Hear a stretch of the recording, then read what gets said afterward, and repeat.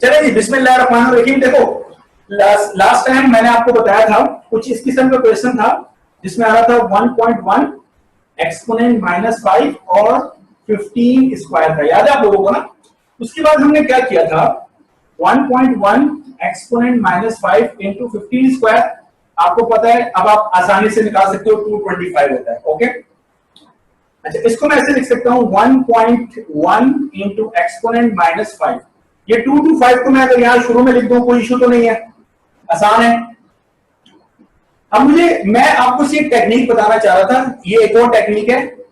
मेरी आवाज तो आ रही है ना? यस, एक और टेक्निक है, और वो टेक्निक ये 5 नजर आ रहा है, इस 5 को एज इट इज लिख दो 5। इस 5 में 2 को प्लस करो, प्लस, तो कितना हो जाएगा 7। फिर नेक्स्ट 2 में 2 को प्लस करो तो कितना हो जाएगा 4, और ये जो शुरू का 2 है इसको एज इट इज लिखते हैं। अब यहां चूंकि 1 के बाद पॉइंट है तो एक डिजिट के बाद पॉइंट लगा दे तो 247.5, ये इन दोनों का प्रोडक्ट आ गया, साथ में एक्सपोनेंट -5 कर दें। देख रहे हैं आप कितने क्विकली आंसर पे पहुंच गए? यस सर, ये तो बहुत ही इजी है। दोबारा बताएं। दोबारा बता।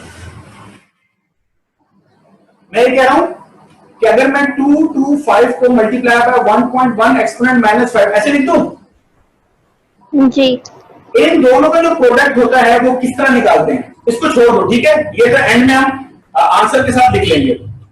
जब भी किसी नंबर को 1.1 से मल्टीप्लाई करते हैं, जो नंबर होता है उसका ये जो डिजिट है इसको एज इट इज लिखते हैं, इसमें अगले में दोनों को प्लस करते हैं, 5 में अगले को ऐड कर दो तो कितना हो जाएगा 5 और 2 7। उसके बाद फिर अगले दो को प्लस करते हैं तो कितना हो जाएगा 4, और जो फर्स्ट नंबर उसको एज इट इज लिख देते हैं। Last number as it is लिखा, first number as it is लिखा, बाकी को प्लस किए चलेंगे, सही है। एक डिजिट के बाद पॉइंट है तो एक डिजिट के बाद पॉइंट लगा दिया। इसका मतलब है अगर मैं 2 to 5 को मल्टीप्लाई बाय 11 करूं तो ये क्या हो जाएगा 5 में 2 प्लस किए 7, 2 में 2 प्लस किए 4 और 2। अब चूंकि 11 में यहाँ पे पॉइंट एंड में है तो पॉइंट एंड में रहने दो, तो ये आंसर आएगा। लेकिन इसमें चूंकि पॉइंट एक डिजिट इधर है तो यहां लगा दिया। और अगर ये ऐसे होता 2 to 5 मल्टीप्लाई बाय 0.11 तो फिर क्या करते हैं हम लोग, उसी तरीके से 5 में 2 को ऐड करते कितना हो जाता 7, और 2 में 2 को ऐड करते 4, और first digit as it is. अब पॉइंट कितने के बाद है, 2 के बाद है तो 1 2, तो 24.75। ये कैलकुलेशन समझ में आ रही है आपको? जी, यस सर, बहुत इजी है।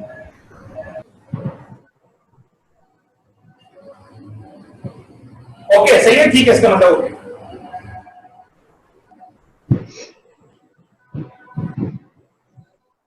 अच्छा, अब वो जो 11.1 न्यूमेरिकल है हमारे बुक पेज मेरा ख्याल 38 है, और 11.1 का ए पार्ट है। उसमें कह रहा है कि फ़ारेनहाइट में टेम्परेचर है 98.4 डिग्री सेंटीग्रेड में कितना होगा। तो आप बताइए, फॉर्मूला कहता है F - 32/9 = C/5। तो F की जगह पर मैं कितना पुट करूंगा, 98.4 - 32/9 = C/5।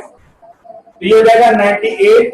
अच्छा, इन दोनों को माइनस कर दें तो यहां देखिए 98.4 और 32.0, पॉइंट से पॉइंट मैच करना था ना, तो 4 में से 0 माइनस किए 4, 9 में से 2 माइनस किए 6, पॉइंट तो पॉइंट लगाएं, और 9 में से 3 है 6, तो दिस बिकम 66.4। अच्छा, ये 9 डिवाइड इसकी क्वेश्चन की तरफ ले जाऊं, दिस इज 9/5c। ये मैंने पता है क्यों किया है, क्योंकि मुझे पता है 9/5 हमने रट लिया था, कितना था 1.8, तो ये हो जाएगा 66.4 = 1.8c। अब इस 1.8 को यहां ले आओ तो 66.4/1.8 = c। यहां पॉइंट के बाद एक डिजिट है, गौर से सुनना मेरी बात, यहां भी पॉइंट के बाद एक डिजिट है, तो चूंकि पॉइंट के बाद एक डिजिट, पॉइंट के बाद एक डिजिट, तो ये दोनों पॉइंट एक दूसरे से कैंसिल हो गए। अगर पॉइंट के बाद 2 डिजिट होते तो फिर मुझे 0 ऐड करना पड़ता। अभी चूंकि पॉइंट के बाद एक डिजिट है तो मैं आपको भी फिलहाल जो समझा रहा हूं वही समझ लो, ठीक है। 2 डिजिट हो, 3 हो, फिर क्या करेंगे वो जरा मैं मैथ्स की क्लास लूंगा तो उसमें बताऊंगा। तो ये बन गया 664/18 = c। अब बताओ मैं क्या 2 9 जा कर सकता हूं, और 2 3 जा, 2 3 जा और 2 2 जा, तो मेरे पास आ गया यहां पर 332 अपॉन 9 इज इक्वल टू सी। क्या कह रहे हैं?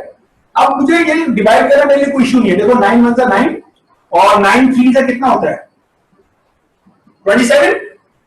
ये कितना था 33 था। 27 तक तो मैंने खत्म कर दिया। 28 29 30 31 32 33 तो 6 जो है वो इसके साथ आ जाएगा 2 के साथ। तो ये कितना हो जाएगा 62। अब 9 के टेबल 62 तक करना है मैंने। तो मुझे पता है कि 9 6 से कितना होता है 54 और 9 7 से कितना होता है 63। तो 63 62 से ज्यादा हो जाएगा तो 6 कितना आ गया हमारे पास 54। अब इसका मतलब है 62 में से 54 तक तो मैं माइनस कर चुका हूं। 54 के बाद आगे 8 ही बचता है तभी आएगा 62। तो पॉइंट लगा के 8 लगा दो तो सी 36.8। This is my answer. बताओ भाई। सर एक दफा फिर एक्सप्लेन कर दें। सर एक बार दोबारा बता दें। कहां से एक्सप्लेन करूं एक दफा? सर 1.8 सी के बाद से ये रहा 1.8। ये ना इसको यहां जाके डिवाइड करते हो। अगर आपके पास हो 2.5 तो इसके नीचे मैं 1 लिख सकता हूं। मेरा ख्याल ये बात पता है आपको। अगर मैं पॉइंट हटा रहा हूं तो पॉइंट के बाद कितने डिजिट है 1। तो मुझे यहां पे 0 लगाना पड़ेगा। तो ये हो जाएगा 25/10। तो 25/10 कितना होता है 2.5। बात समझ में आ रही है? इसी तरीके से अगर 1/2.5 हो तो मुझे यहां पर क्या करना है 1 अगर मैं इस पॉइंट पर हटा रहा हूं 25। अब पॉइंट के बाद एक डिजिट है तो हमें मुझे ये लगाना पड़ेगा। तो this is 10/25 which is equal to 1/2.5। तो जो कहानी इस यहां के लिए वही कहानी इसके लिए भी है। अगर नीचे से पॉइंट हटाना है तो ऊपर 0 लगाना है और अगर ऊपर से पॉइंट हटाना है तो नीचे 0 लगाना है। कितने 0 लगाने हैं जितने पॉइंट के बाद डिजिट है। तो पॉइंट के बाद यहां पे 66.4/1.8 इज इक्वल टू सी। अगर मैं 66/4/18 नीचे से पॉइंट हटाता हूं तो ऊपर 0 लगाना पड़ेगा। ऊपर से पॉइंट हटाता हूं तो नीचे 0 लगाना पड़ेगा। तो 0 से तो 0 ऑलरेडी कैंसिल हो जाते हैं। तो इसी वजह से मैंने इसको 664/18 लिख दिया था। राइट? ओके जी सर। ये टेक्निक मैंने बेसिकली फॉलो की है। तो ये मैं एक्चुअली एक साथ आपको मैथ्स की सारी ट्रिक्स इसलिए नहीं बताना चाह रहा। प्रॉब्लम ये हो जाएगा फिर तुम्हारे पास ना बहुत कुछ होगा और तुम बोलोगे कि क्या क्या याद करूं। तो जो आता जा रहा है उसको तुम उसी तरह समझते जाओ ताकि आस्ता आस्ता हमारे दिमाग में जाए और अच्छे तरीके से ग्रिप बन जाए हमारी। ओके तो जिस तरह मैंने आज आपको 1.1 वाली टेक्निक बताई है तो जो 11 से मतलब 11 से मल्टीप्लाई करो या 1.1 से या 0.11 से मल्टीप्लाई करो। तो ये चीजें आस्ता आस्ता तुम लोग जरा इसको क्या कहते हैं डाइजेस्ट करते जाओ ताकि मेमोरी जो है उसको ग्रिप करे। एक साथ सारी चीजें पढ़ा देने से मेमोरी ग्रिप नहीं करती। देखो ये जो न्यूमेरिकल है ये है हमारे पास 11.3 है जिसमें कह रहे हैं चेंज इन वॉल्यूम मालूम आपने करना है। बड़ा आसान सा न्यूमेरिकल था। और क्या था एल्यूमिनियम था हमारे पास। एल्यूमिनियम उसके लिए अल्फा की वैल्यू होती है हमारे पास 2.4 एक्सपोनेंट -5। मैंने सही वैल्यू लिखी जी 2.4 एक्सपोनेंट -5 है। और वो कह रहा है कि इसका रेडियस है हमारे पास 0.4 मीटर और इसका टेम्परेचर चेंज जो है ना यानी डेल्टा टी वो हमारे पास 100 है। यानी वो 0 से 100 का मतलब 100 होता है। तो ये न्यूमेरिकल हम कैसे करते हैं हमें पता है कि डेल्टा वी का फॉर्मूला होता है बीटा वी डेल्टा टी। और नेक्स्ट स्टेप में हम जानते हैं कि बीटा किसके बराबर है 3 अल्फा के। तो 3 अल्फा वी डेल्टा टी। तो देखो delta V is equal to 3 alpha की वैल्यू है मेरे पास कितनी 2.4 एक्सपोनेंट -5। अब मुझे वॉल्यूम हम जानते हैं कि वॉल्यूम का फॉर्मूला होता है हमारे पास 4/3 पाई r क्यूब स्फीयर का वॉल्यूम। ठीक है तो स्फीयर का वॉल्यूम लिखना है तो 4/3 पाई की वैल्यू 3.142 और रेडियस का क्यूब। अब रेडियस कितना है तुम्हारे पास 0.4। अच्छा किसी ने मुझे ज्वाइन किया है एक मिनट। तो ये जो रेडियस है ये मेरे पास है 0.4 तो इसके ऊपर पावर 3। ओके और डेल्टा टी मेरे पास कितना है 100 है। सही लिख दिया सब। ये सब सही समझ में आ रहा है जी यस सर। अच्छा जी, क्या मैं इसको ऐसे कर सकता हूं 3 इंटू 24 इंटू एक्सपोनेंट -6? बताओ, पॉइंट एक डिजिट यहां ले गया तो 24 जब लिख दिया तो पावर -6 हो गई। ओके जी। अच्छा जी, अब एक चीज जरा गौर से देखो, ये है 3.1 का फर्क है और ये 3 है। ये 3 से मैं पूरा ये पाई की वैल्यू कैंसिल कर दी। अब आप बोलेंगे ये बिल्कुल एग्जैक्ट 3 तो नहीं था। हाँ बिल्कुल ठीक बात है, एग्जैक्ट 3 नहीं है। मेरे जवाब में एरर आएगा, जी एरर आएगा। फाइनल आंसर चेक करते हैं कितना एरर आएगा, ये मैं आपको समझाना चाहूंगा एग्जाम में क्या करना है। ठीक है, एरर देखना कितना आता है। इसको मैंने कैंसिल कर दिया, क्या समझ के? 3 समझ के, हालांकि ये 3.142 है पाई की वैल्यू। अब मेरे पास यहां पर बच गया 4 मल्टीप्लाई बाय और 0.4 की पावर 3। ओके, और साथ में है मेरे पास 100। अब ये जो 0.4 की पावर 3 है, अब यहां चीज समझ लो जरा, 0.4 मल्टीप्लाई बाय 0.4 मल्टीप्लाई बाय 0.4। आप इसको बस ये समझो 4 मल्टीप्लाई बाय 4 मल्टीप्लाई बाय 4 है। ओके, इसको 0.4 को देखने की जरूरत नहीं, मैं बताऊंगा आखिर में क्या करना है। अब 4 को 4 से करें कितना आता है 16, और 16 को 4 से करें, 4 को 4 से करें तो 16, और 16 को 4 से करें तो कितना बनता है 64। 64। अब पॉइंट, यहां पॉइंट के बाद कितने डिजिट है? 1, पॉइंट के बाद 1 डिजिट है, पॉइंट के बाद 1 डिजिट है। नजर आ रहा है ना सबको? तो पॉइंट कितने डिजिट और कितने डिजिट मूव करना चाहिए? 3 डिजिट।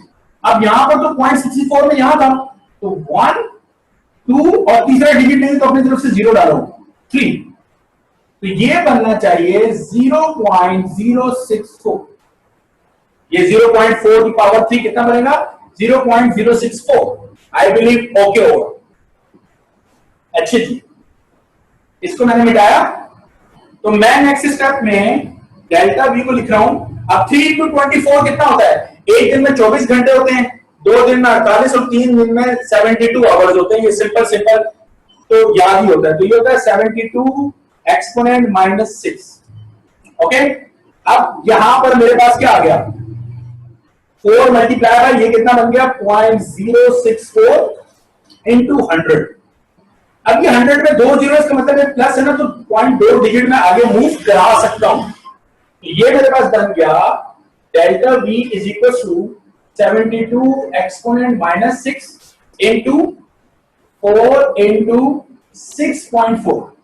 0.064 को 100 से मल्टीप्लाई करें। ये डिजिट मूव कराने वाला मैं पहले बता चुका हूं, कंफ्यूजन हो फिर पूछ लो, कोई इशू नहीं। ये मेरे पास चीज आ गई सारे निकल के। इसका मतलब ये हुआ कि अब मुझे सिर्फ इनको मल्टीप्लाई करना है आपस में, राइट? और ये इसकी मल्टीप्लिकेशन के बहुत सारे तरीके टीचर बताते हैं, लेकिन वो कहते हैं कि इन मल्टीप्लिकेशन के तरीकों की अगर आप 40 मिनट प्रैक्टिस करें, कोई कहता है 1 घंटा प्रैक्टिस कर लें तो आपको ये मल्टीप्लिकेशन आ जाएगी। तो मेरे हिसाब से 1 घंटा उनकी प्रैक्टिस करने से बेहतर है जो मल्टीप्लिकेशन तुम जानते हो उसकी प्रैक्टिस को ज्यादा तेज कर लो। मैं क्या कहना चाह रहा हूं, देखो मैं कहना चाह रहा हूं 72 है और 6.4 है, इनको मल्टीप्लाई करना है। तो मैं जाता हूं 4 2 8 होता है और 4 7 28। हम ये वाली मल्टीप्लिकेशन जानते हैं, ठीक है? तो ये बन गया 8 10, ठीक है? 3 2 5 और 1 6 एंड 4। एक पॉइंट के बाद डिजिट है तो एक पॉइंट के बाद हमने डिजिट अप्लाई कर लिया। तो ये मेरे पास डेल्टा वी आ गया 46.08 इंटू 4 इंटू एक्सपोनेंट -6। इसका मतलब ये है कि ये जो मेरे पास आया है 460.8, अब इसको मुझे सिर्फ 4 से मल्टीप्लाई करना है, कोई इश्यू नहीं है। तो 4 8 32 क्योंकि 0 है, उसके बाद 4 6 24, ठीक है ना? और 4 4 16 तो 18। एक पॉइंट के बाद डिजिट है तो मेरे पास डेल्टा बी कितना आ गया 1843.2 और एक्सपोनेंट कितना है -6। अब बताओ एक्सपोनेंट -6 है तो इस पॉइंट को कहां मूव करूं, राइट पे या लेफ्ट पे? एक्सपोनेंट को खत्म करने के लिए कहां मूव करूंगा? लेफ्ट पे सर। लेफ्ट पे मूव कराऊंगा, लेफ्ट पे, बिल्कुल सही आंसर है। तो जरा मूव कराते हैं, -6 मूव कराइए जरा, यानी 6 डिजिट मूव कराएं। 1 2 3 4। इसका मतलब है 2 डिजिट अभी भी रहते हैं तो 0 0 लगा दें, 0 0 1 8 4 3 2। तो पॉइंट यहां आना चाहिए, इस is equal to delta V. अब आप बुक में चेक करें तो बुक में जो आंसर है वो है 0.0019, हमारा 0.0018 है।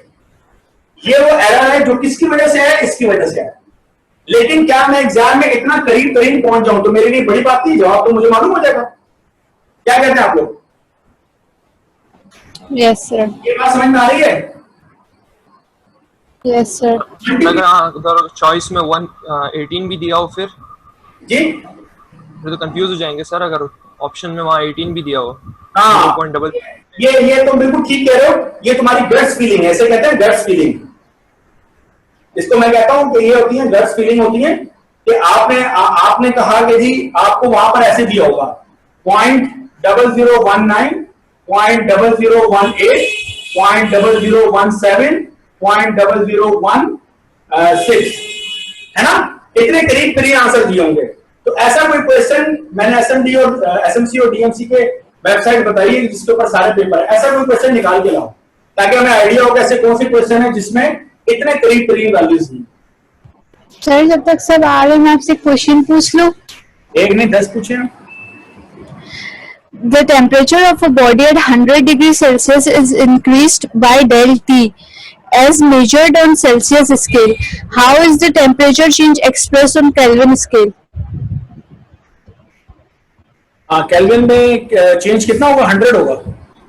मैंने आपको बताया था ना जो चेंज है, याद है आपको मेरी बात चेंज इन टेम्परेचर वाली? मैंने वो करके दिखाया था आप लोगों को कि आप डेल्टा टी चाहे डिग्री सेंटीग्रेड का निकालें या डेल्टा टी केल्विन का निकालें, वो हमेशा दोनों क्या रहते हैं? सेम रहते हैं। Yes sir. तो चाहे अगर चेंज इन टेम्परेचर 100 सी है तो change in temperature 100 C can also be written as 100 K, no issue. Okay sir, thank you. बात बताना चाह रहा हूं, ये जो इसरार ने एक बात कही थी, मैंने इस पे सोच रहा था, मैंने कहा मैं आपसे जरा डिस्कस करूं। मैं आपको स्क्रीन शेयर करता हूं और फिर आपको एक बार दिखाना चाह रहा हूं, तो ठीक है? ये वो क्वेश्चन है जो मैं आपको दिखा रहा हूं जो हम लोगों ने सॉल्व किया था, ठीक है? ऐसी बात है। हाँ क्लास, याद है क्वेश्चन जिसका अभी मैंने आपको बताया था 247.5 आया था? Yes sir. जब ये क्वेश्चन हम सॉल्व कर रहे थे, मैंने उस वक्त आपको एक बात और खास बताई थी। मैंने कहा था मैं एक्सपोनेंशियल को नहीं छेड़ा क्योंकि सारे एक्सपोनेंट क्या हैं? -5 हैं। ये बात समझ में आई? यस। एक तो बात ये हो गई। दूसरी, जब मैं एग्जाम में इसको सॉल्व कर रहा हूं तो मेरे लिए सबसे अहम बात ये है, मैं आपको अभी अपनी क्लियर थिंकिंग बता रहा हूं कि मैं करूंगा क्या। मैं ये करूंगा, मुझे डिवाइड की अगर जो टेक्निक मैंने आपको बताई है, मल्टीप्लाई जो बताई है, मुझे नहीं आती। मैं सिर्फ वही टेक्निक जानता हूं जो मैं बचपन से पढ़ता आया हूं, जो तुम लोग भी पढ़ते आए हो। तो मुझे सिर्फ क्या देखना है? फर्स्ट डिजिट देखना है। अगर आप बहुत गौर से तवज्जो दें, यहां पर सबके आखिर में कौन सा डिजिट चल रहा है? 7777। ये बात समझ में आ रही है? 3 डिजिट तक मुझे इसको सॉल्व करना मेरे लिए बेवकूफी होगी क्योंकि सब में 7 आ रहा है। मुझे कोई फायदा नहीं है 3 डिजिट तक सॉल्व करने का। नंबर 1 बात समझ में आ रही है? Yes sir. नंबर सेकंड, मैं देखूंगा कि मेरा पहला डिजिट कौन सा बन रहा है। जैसे मैं डिवाइड करूंगा, मेरा पहला डिजिट 2 बना, मैं ऑप्शन डी के ऊपर टिक कर दूंगा। क्योंकि ये देखो, इनमें तुम डिफरेंस नोट करो तुम लोग। 100 का डिफरेंस, बल्कि उससे भी ज्यादा का शायद डिफरेंस है इसके अंदर। इस रात तुम्हें ये बात समझ में आ रही है जो तुम कह रहे थे कि ये जो 1.8, 0.0018 और 0.0019 यानी 1000 पार्ट के अंदर जो तुम 1000 पार्ट के अंदर तुम कह रहे हो कि जो एरर आ रहा है ये कंफ्यूज करेगा। ये क्यों कंफ्यूज करेगा भाई? अच्छा सर, ये मेरी बात तुम्हें समझ में आ गई? जी सर। तो मैं सिर्फ, अगर तुम मतलब सिर्फ यही सोचो कि यार मुझे डिवीजन नहीं आती, मल्टीप्लिकेशन नहीं आती, तो तुम्हें इस जवाब को सिर्फ देखकर क्या सिर्फ नोट करना है? First digit, that's it. अगर तुम ज्यादा कैलकुलेशन ना भी तुम्हें करनी आती हो, अच्छा तुमने फर्स्ट डिजिट किया, वो 2 आ गया, तो तुमने कहा मैं सर की बात नहीं मानता, निशान नहीं लगाता, ओके, तुम दूसरे डिजिट तक डिवाइड करके देखो, थोड़ा सा टाइम और ले लो। दूसरा डिजिट जैसे तुम्हारा 4 आता है तो तुम्हें क्या जरूरत है भाई उसके आगे कुछ करने की? देखो 2 4 है और ये 4 4 है, देख रहे हैं आप? बिल्कुल सर। तो तुम्हें बिल्कुल क्लियर हो जाएगा, तुम्हारी जो लाइन है वो बिल्कुल क्लियर हो जाएगी, मैंने इस तरफ जाना है, ये मैं कह रहा था। तो इतने ये एप्टीट्यूड टेस्ट है, ये कोई आपका रेगुलर एग्जाम में नहीं है जिसमें हमें बिल्कुल एक्यूरेट जवाब चाहिए होते हैं, साइंटिफिक कैलकुलेटर होता है, हमें मालूम है। हम क्वेश्चन आपको ऐसे ही देंगे जिसमें हम आपको कंफ्यूज करेंगे। ये समझाना चाह रहा था मैं आप लोगों को। Okay sir, thank you. ठीक है, इसके बाद जो अगला टॉपिक है हमारे पास वो है, उसे हम कहते हैं बायोमेटालिक स्ट्रिप। ठीक है, ये जरा एक बच्चा ज्वाइन कर ले। मैं अब जो मैं जिस टॉपिक के ऊपर आपसे बात करने जा रहा हूँ वो बायोमेटालिक स्ट्रिप है। बोर्ड के ऊपर बात करने की जरूरत नहीं है, मैं आपसे यहीं पे बात कर लेता हूँ। देखो बायोमेटालिक स्ट्रिप होता क्या है, दो मेटल्स होती हैं और दोनों मेटल्स को आपस में हम कर देते हैं फ्यूज। ये बड़े अच्छे तरीके से नोट कर लो। तो जब तुमने दोनों मेटल को आपस में मिला दिया तो अब ये दो मेटल से मिलकर एक रॉड बन गई है जिसको हम कहते हैं बायोमेटालिक स्ट्रिप। जब मैं ये लफ्ज इस्तेमाल कर रहा हूं दो मेटल, तो इसका मतलब है हर मेटल का लीनियर थर्मल एक्सपेंशन यानी अल्फा की वैल्यू डिफरेंट होती है। याद होगा आपको, लीनियर थर्मल एक्सपेंशन में बात की है। अब अगर आप मुझे बात बताएं, मैं सिंपल एक लॉजिकल अगर तुम लोगों से बात करूं, मैं आपसे कहूं दो डिफरेंट नंबर है मेरे पास, मैं क्या बोल रहा हूं, दो डिफरेंट नंबर है, तो आप फौरन गेस कर लेंगे उनमें से एक नंबर छोटा है और एक नंबर बड़ा है। क्या ख्याल है? ऑब्वियस सी बात है, जब भी टू डिफरेंट नंबर बोलेंगे, टू डिफरेंट नंबर, तो एक नंबर छोटा होगा, एक नंबर बड़ा होगा। अब मैं आपसे कह रहा हूं दो मेटल जिनकी अल्फा की वैल्यू डिफरेंट है, when there are two different metal, so they both have different value of the alpha. Agreed? Yes, sir. तो जब दो अल्फा की वैल्यू है तो एक मेटल वो है जिसकी अल्फा की वैल्यू फर्ज कर लेते हैं हमारे पास कम है, एक वो है जिसकी अल्फा की वैल्यू हमारे पास ज्यादा है, राइट? जब आपने दोनों को आपस में मिला दिया तो ये वो है जिसकी अल्फा की वैल्यू ज्यादा है और ये वो मेटल है जिसकी अल्फा की वैल्यू कम है। और जब आप इसको हीट अप करेंगे तो ये दोनों अपनी लेंथ इंक्रीज करेगी। जिसकी अल्फा की वैल्यू कम है वो लेंथ कम इंक्रीज करेगी, जिसकी अल्फा की वैल्यू ज्यादा है वो लेंथ ज्यादा इंक्रीज करेगी। लेकिन चूंकि तुमने दोनों को मिलाया हुआ है तो वो मेटल जिसकी अल्फा की वैल्यू ज्यादा है वो कम वाली के ऊपर बैंड कर जाएगी। तो बायोमेटालिक स्ट्रिप की खास बात ये होती है वो बैंड कर जाती है। क्वेश्चन इज, क्या ये हमेशा एक तरफ बैंड करती है? Answer is no. Bimetallic strip दोनों तरफ बैंड करती है। अब ये पॉइंट की बात समझ लो तुम लोग। बायोमेटालिक स्ट्रिप जिस टेम्परेचर पे बिल्कुल सीधी है उसे हम कहते हैं रेफरेंस टेम्परेचर। क्या ये मेरी बात सबने सुन ली? रेफरेंस टेम्परेचर, आमतौर पर उसको T0 से लिखा जाता है। मैं इसको जरा बोर्ड के ऊपर कैमरा चेंज करके लिख दूं ताकि आपको समझ में आ जाए मैं क्या कह रहा हूं। इसको हम कहते हैं क्या कहते हैं इसको हम? T0, right? T0 हम कहते हैं रेफरेंस टेम्परेचर। और ये रेफरेंस टेम्परेचर कौन सा टेम्परेचर होगा? ये वो टेम्परेचर होगा जिस टेम्परेचर के ऊपर बायोमेटालिक स्ट्रिप बिल्कुल स्ट्रेट है। क्लियर होगी मेरी बात?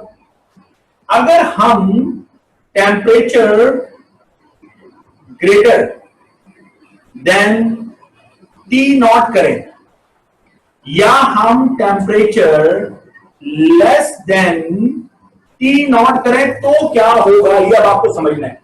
जब आप रेफरेंस टेम्परेचर से टेम्परेचर ज्यादा बढ़ाते हैं तो ये जो बेंडिंग है, ये बेंडिंग किसकी तरफ होती है? मैं जरा इसको यहां से मिटा दूं, इस तरफ मैं लिख देता हूं, दूसरी तरफ बोर्ड में मेरे पास जगह नहीं है, तो मैं यहां लिख रहा हूं कि ये करेगा बेंड्स टूवर्ड्स। ठीक है, तो बायोमेटालिक स्ट्रिप दोनों तरफ बेंड करता है, एक तरफ बेंड नहीं करता। हम आमतौर पर इंटरमीडिएट में ही पढ़ाते हैं बायोमेटालिक स्ट्रिप उस तरफ बेंड करता है जिसकी अल्फा की वैल्यू कम होती है, उसी तरफ बेंड कर जाती है। मैं ये कहना चाह रहा हूं कि रेफरेंस टेम्परेचर से ज्यादा होगा तो bend towards less alpha, sorry less alpha और लार्ज अल्फा।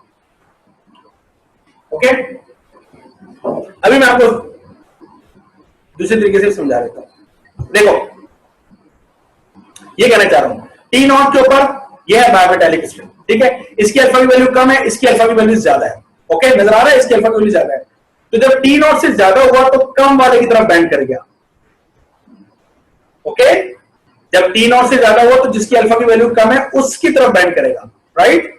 जब T0 से कम करेंगे तो जिसकी अल्फा की वैल्यू ज्यादा है उस तरफ बेंड करेगा। अब सही है जी? Yes sir. ओके हो गया। तो बायोमेटालिक स्ट्रिप हीट करने पर एक तरफ बेंड करती है, दोनों तरफ बेंड करती है, क्या ऑप्शन होना चाहिए आपका? दोनों तरफ सर। दोनों तरफ। अच्छा, T0 से ज्यादा करने पर एक तरफ बेंड करेगी और T0 से कम करने पर दूसरी तरफ बेंड करेगी। वो मैंने आपको बता दिया वो किस तरफ करेगी। ये अब आपने अपने ध्यान में रखना है। क्वेश्चन को बहुत अच्छी तरीके से एग्जाम में देखना है कि क्या वो आपसे ये कह रहा है कि कोई रेफरेंस टेम्परेचर है और मैं उस रेफरेंस टेम्परेचर से बढ़ा रहा हूं या उस रेफरेंस टेम्परेचर से कम कर रहा हूं, ठीक है। इस चीज को आपने बहुत अच्छी तरीके से नोट डाउन करना है। तो ये बायोमेटालिक स्ट्रिप से मुतालिक बात थी, मैंने इसके लिए आपके नोट्स बनाकर रखे हुए हैं और ये सारे मैंने आपके लिए लिख दिए यहाँ पे सारी बातें। ये देखिए मैंने लिखा है कि no bending in bimetallic strip at reference temperature. ये टी ऑन है, टी नॉट है, मेरे पास वो लिखने में नहीं आ रहा था तो मैंने इसको ऐसे लिखा है, गूगल डॉक्स में मैं लिख रहा हूँ, गूगल डॉक्स में ये मसला है। फिर मैंने लिखा है कि temperature greater than the reference temperature, अगर रेफरेंस टेम्परेचर से ज्यादा होगा तो स्ट्रिप उस तरफ बेंड करेगी जिसकी हैविंग, ये लार्ज नहीं है बल्कि इसको क्या लिखना चाहिए था, यहाँ पे इसको लिखना चाहिए था less value of alpha, right. और अगर टेम्परेचर रेफरेंस टेम्परेचर से कम कर देंगे तो बेंड करेगी किसकी तरफ, जिसकी having large value of alpha. Clear हो गया क्लास? ठीक है जी। तो ये मैंने ये बायोमेटालिक स्ट्रिप के जो नोट्स है वो मैंने बनाए हुए हैं, आप इससे फिक्र नहीं कीजिएगा, मैं आपसे शेयर कर लूंगा, ये सब कुछ आपके लिए लिखा हुआ है मैंने। उसके बाद जो नेक्स्ट टॉपिक हमने पढ़ना है वो हमारे पास है गैस लॉज। तो गैस लॉज के बारे में मैं आपको थोड़ा सा अभी बता दूं। गैस लॉ, गैस का लॉ क्या होता है? देखो किसी भी गैस में कितनी कैरेक्टरिस्टिक होती है? 4 कैरेक्टरिस्टिक होती है, ये 4 पैरामीटर होते हैं। किसी भी गैस का क्या होता है? प्रेशर। किसी भी गैस का क्या होता है? वॉल्यूम। किसी भी गैस का क्या होता है? टेम्परेचर। और किसी भी गैस का होता है अमाउंट। अब अमाउंट किसी भी गैस का हम किस में मेजर करते हैं? In term of moles. तो जो चौथा पैरामीटर है, ये चौथी कैरेक्टरिस्टिक है, उसको हम कहते हैं मोल। तो by mole we mean the amount of gas, right. So there are 4 parameters, 4 characteristics that a gas consists of: pressure, volume, temperature, and the mole. Number 4. Temperature के अंदर भी जो बात है वो ये है कि क्या बोलूं टेम्परेचर, खाली टेम्परेचर बोल देना सही है? तो मैं आपसे शुरू के लेक्चर में बात कर चुका हूं कि temperature and absolute temperature are 2 different things. So more precisely we have to speak about Kelvin temperature, absolute temperature, which is also known as a thermodynamic temperature. तो हम क्या करते हैं, हम जब भी गैस लॉ में टेम्परेचर डिस्कस करते हैं वो हमेशा कौन सा टेम्परेचर होता है? एब्सोल्यूट टेम्परेचर होता है, जिसको हम केल्विन में मेजर करते हैं, ठीक है। और जो मैं आपको नोट्स अभी दूंगा तो नोट्स के अंदर भी आप देखिएगा, मैंने उसको हर जगह उसको केल्विन लिखा हुआ है। ये नोट्स पॉइंट्स हैं जिनको आपने पढ़ने और टिक कर लेने के बस, ये मैंने सर ने मुझे समझाया था, मैंने पढ़ लिया ये पॉइंट आगे, मतलब आप बैठ के लिखने में मत मसरूफ रहो, मैं इससे आपकी जान छुड़ाना चाह रहा हूँ, इसलिए मैं रिकॉर्डिंग लेक्चर भी दे रहा हूँ और लिख के भी दे रहा हूँ। आप सारी तवज्जो चीजों को समझने में और मुझसे सवाल करने में लगाओ, ठीक है। लिखने की परेशानी मत लेना और उसकी परेशानी नहीं लेना कि लेक्चर निकल जाएगा, रिकॉर्डिंग में मिलेगी।